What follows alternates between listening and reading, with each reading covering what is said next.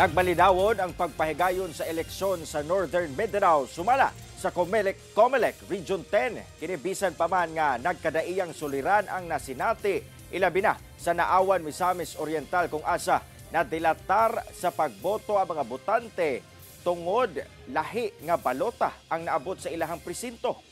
Aniya ang akong report. Gikonsidera sa Comelec Region 10 nga generally successful ang bag-uhay lang natapos nga midterm elections karong tuiga. Wala say natalang election-related violence sa 5 ka probinsya sa Northern Mindanao atol sa adlaw sa piniliay.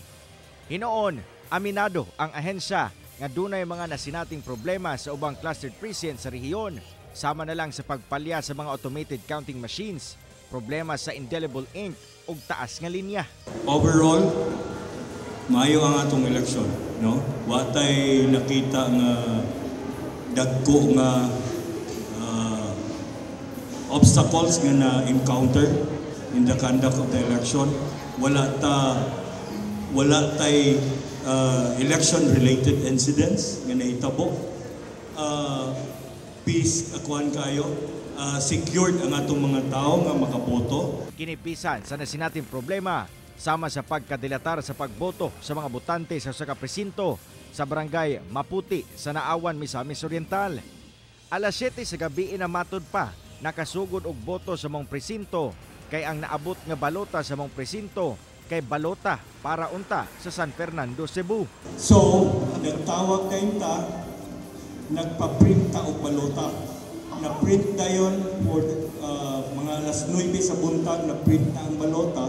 The problem is, pag-transport from Manila to Cagayan de Oro, it took us very long to transport because depende naman muna sa availability sa mga flights. Apan human kuno ang maong kakulian, nakabutar gyapon ang mga botante sa maong presinto.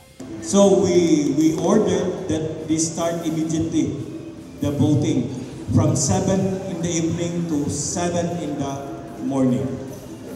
That's in Naawan. That's in Naawan. Human ang pagboto sa nagkaproblemang presinto, napadala gilayon ang resulta niini ngadto sa Misamis Oriental Board of Canvassers buntag adlawng Martes. Kauban si Jaybert Pairat, Cyril Chavez. 1 Mindanao.